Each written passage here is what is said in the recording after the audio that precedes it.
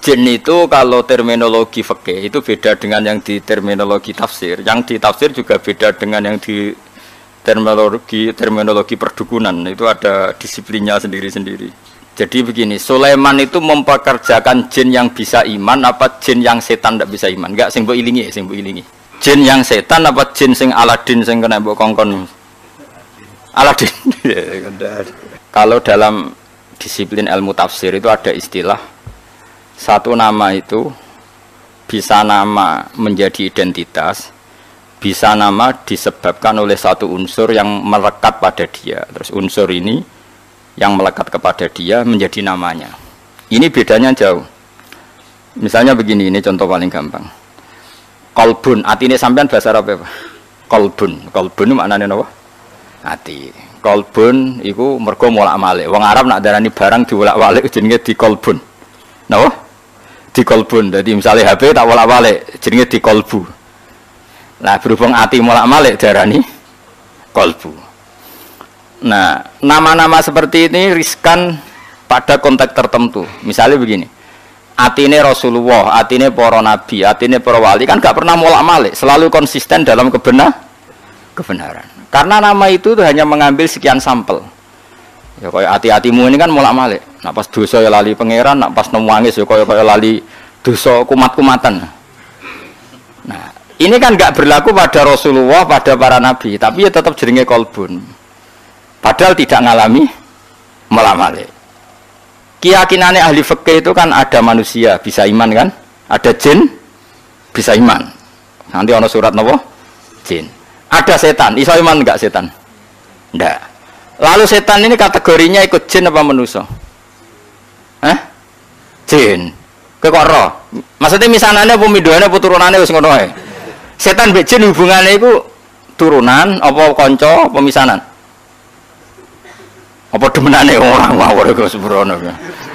Mergo ora tau akad nikah-nikah wae apa setan mbek jin hubungane apa Mas? Gak ora to ya. Nah itu problem kita. Nah, caranya ngurai problem itu adalah begini. Manusia dan jin sebagai nama identitas itu memang manusia bisa iman, jin bisa iman sebagai nama identitas. Tapi sebagai nama sifat darani setan mergo duraka ning pangeran. Manusa lah nak duraka ya jenenge setan. Dan ini Quran pernah pakai istilah ini juga. Wa kadzalika ja'alna likulli nabiyyin aduwan syayatinal insi wal jinni. Setiap orang baik para nabi tak gawe duwe musuh. Musuh iku syayatinal insi wal jinni. Cek setan manusa, cek setan jin. Gayane ngaji te bodonan iku setan. Adol agama iku ya setan. Makanya kalau kamu punya perilaku setan kemudian kamu ini auzubillahi minasyaitonirrajim terjemahannya ya. Lagi rangennya biasa wae. Ini kan disiplin ilmu. Kayak asu itu, sing darane asu piye? Hewan tertentu sing begitu jenenge asu. Kadang ndak perilaku tertentu sing kelakuane ngono ya asu. Sehingga gerek wong ngakal wasu. Nah, itu risiko disiplin lughat. Mau tidak mau yang namanya bahasa itu nggak bisa menghindari itu. Sehingga zaman Abu Jahal urip, Kanjeng Nabi nak nyelok ya Fir'aun hadil ummah. Fir'aun umat iki ya Abu Jahal. Kalau ada orang perusak Nabi riyen nggih nak duka nggih Dajjal hadil ummah. Jadi si Dajjal ya iki. Nama itu ada dua. Ada yang namanya ghalabat alaihil ismiyah, nama yang jati diri karena jadi identitas. Ada nama yang diambil dari satu dua sifatnya kemudian identik.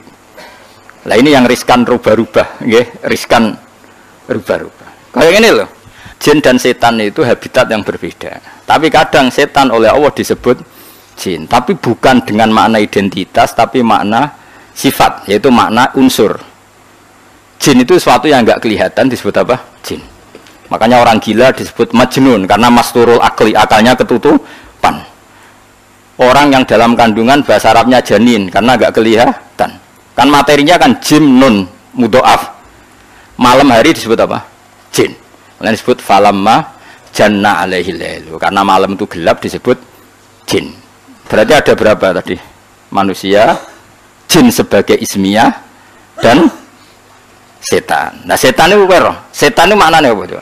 Setan juga bisa setan ismiyah, yaitu iblis dan turunan secara gen itu setan ismiyah, nama setan betul. Ada setan karena wasiat tukang rusak dunya. Lah iku kowe iso mlebu ning kono. Lah sing angger ngrusak ya setan, wong ra salat ya setan, pemabuk ya setan. Wah kowe. Jigoten tapi adol agama ya setan. Gayane khusyuk tapi ngedol agama ya setan. Nah iku sing dimaksud wa kadzalika ja'alna likulli nabiyyin aduwan sayatinal insi wal jinni yuhi ba'duhum ila ba'din zukhrufal qawli ghurura, yang mereka itu saling melengkapi, saling mendukung untuk menciptakan satu kegaduhan agama. Iku setan manusa, setan jin ra iso. Setan jin ora iso mulak-malik omong, setan manusa pinter. Dikaji Nabi tau ditamoni wong kafir. Wonge cerdas. Mat, nah ana wedhus mati sing mateni sapa mat? Nah kanjeng Nabi kan tiange lugu sae, Allah. Agamamu aneh, mat. Sing dipateni Allah langsung haram, sing diliwat manusa kok halal. Kudune sing dipateni Allah langsung orisinil iku kudune halal. Lha Sayyidina Ali cerdas-cerdas wong. Iku perkara ora tau dibuli. Li jae sikil mangkat sitok. Diangkat wis Sayyidina Ali. Gak angkat sitok pisan. Yo iso goblok. Ngono jare balam merotok langit ke ngangkat sikil loro bareng ora iso. Wah, semane jare situ. Iku setan. Lha iku sing disebut wa kadzalika ja'alna likulli nabiyyin aduwan sayatinal insi wal jinni yuhi ba'duhum ila ba'din zukhrufal qawli ghurura. Mereka berlomba-lomba mutar alikkan agama sing badan agama iki kacau, mok saking pinter-pinteran silat napa lidah. Kayak presiden nak prihatin, jare sing seneng presiden, wah bagus presiden, prihatin terhadap kondisi bangsa ini. Jare keras seneng, prihatin terus gak dijawabane kan bingung, iku bingung. Sebenarnya sing darani bingung prihatin. Misalnya no presiden ngomong ini, cobalah carikan solusi bangsa ini. Kita rembukan bareng untuk cari solusi bangsa. Jare sing seneng, presiden tawaduk. Meskipun di otoritas penuh, untuk rembukan. Jare sing seneng, jare sing gedeng. Ini sing digaji untuk fasilitas juga bukan barang-barang, wong bingung yuk. Bener di. Bener di.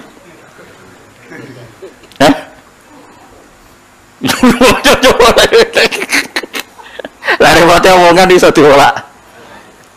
Maka sejarah murtad terbesar itu masalah nasa mansuh. Di Kanjeng Nabi urung tahu diingkari sebagian wong koyok masalah nasa mansuh. Nasa mansuh itu satu ketetapan hukum kemudian direvisi oleh hukum yang lain. Yahudi sewenang. Akhirnya sahabat sing awam, sing enggak pati terpelajar diparani Yahudi. Delok wong sing mbok nut itu. Hukum mbok digoda ganti, mergo dekne bingung. Yukhillu yaman wa yuharrimu ukhra. Saiki muni halal, sesuk muni haram. Terus dadi masalah napa? Nasaman. Mulane ora ana tragedi murtad terbesar kaya peristiwa napa? Nasaman. Ben kira sejarah. Ya mereka mau, gara-gara pinter-pinteran ngomong yuriduna yudfi'u nurallahi biafahim, bahwa agama ini akan dikalahkan oleh cangkem-cangkem elek sing memusnahkan atau mematikan nur agama ini. Lah repote agama itu sing khusyuk ra iso mikir. Sing nyerang iso bolak-balik lidah, sing khusyuk ra iso mikir. Akhirnya dia iso jawab. Makanya semenjak itu terus ulama mendefinisikan nasa mansuh itu begini. Inqidha'u muddatil ibadah. Nasa mansuh adalah habisnya masa nopo ibadah. Memang masanya habis. Misalnya gini, cah cilik bakal ngombe susu, kemudian wis tuwa dadi ngombe kopi. Itu nasa mansuh apa memang wis rawaye ngombe susu? Wis rawaye ngombe susu. Cah cilik dituntun, didulang. Terus suatu saat ora didulang. Terus kowe darani, "Ah wong tuane gak konsisten, dhisik didulang kok saiki ora." Wis tuwa bojo dulang. Nah, begitu juga nasa mansuh. Dulu Nabi itu lemah sekali di Mekah sehingga diharamkan perang. Ketika di Madinah boleh perang. Ya memang wayahe oleh. Dulu Nabi kon salat madhep Baitul Maqdis. Pancen wayahe kon salat Baitul Maqdis, setelah itu direvisi madhep Ka'bah. Ini bukan urusan evaluasi hukum enggak, tapi inqidha'u muddatil ibadah. Memang durasi itu sudah selesai. Ini penting saya utarakan. Karena kalau kamu nganggap nasa mansuh itu begini. Nasa mansuh itu jarang Yahudi. Muhammad punya ketetapan, barang jangan-jangan ngerti nek iku salah terus dirubah. Lha iku sing dicekokkan di orang-orang sahabat sing lemah sehingga dadi domur murtad. Mulane salah definisi, salah omong itu bahaya. Karena nanti kok dibolak-balik napa? Dibolak-balik. Lha iku disebut Wa idza badalna ayatam makana ayah, terus dikai jumlah muqtaridah wa wau a'lamu bima yunazzil. Niku ajane waqaf. Qalu innama anta napa muftar. Jika satu ayat ketentuannya diganti ayat yang lain, itu menjadi ajang orang-orang kafir mengkritik Muhammad. Dianggap nabi iku napa? Gawe ketetapan hukum, terus getun atau ngevaluasi, kemudian dirubah lagi. Lah itu sing dadekno murtad. Makanya kita tidak boleh mendefinisikan nasa mansuh begitu, tidak boleh. Saya alhamdulillah ngajar tafsir di mana-mana, termasuk ngajar di sekolah sarang itu saya berkali-kali, kamu jangan salah definisi. Kalau salah definisi itu repot. Itu tadi, nak buat nasa mansuh adalah ibadah yang dirubah Allah karena satu maslahat. Kesannya kan Allah mengevaluasi. Mana mungkin Allah mengevaluasi? Allah sudah personeng azali, nak kita akan ngalami seperti ini. Jadi gak perlu dievaluasi. Memang ada ibadah sing masanya selesai. Jadi ajane nasa mansuh nambah angan-angan biasa. Wae Ramadan ya poso, kok Ramadan entek ya ora usah poso kan selesai. Anyaran Islam karena lemah ya ora usah perang, sedigo modal lho apa. Bareng ini Madinah kuat kok dilarani ya perang. Kan ya normal wae. Susahnya apa nganalisis nasa. Cah cilik ya normalnya cilik digandeng. Bareng setua. Buarno jorokno, setua kok yo apa? Gandeng. Itu nasa mansuh apa normal? Normal kan? Nah, kita harus terlatih begitu untuk menganalisis nasa mansuh. Sebelum orang Yahudi Nasrani ngeritik Kanjeng Nabi, nasa mansuh jarene apa? Muhammad ragu terhadap apa yang dikatakan, sehingga sering melakukan revisi hukum. Nah, itu terus dadekno saya qulu sufaha'u minan nasi ma wallahum an qiblatimul lati kanu napa? Alaihi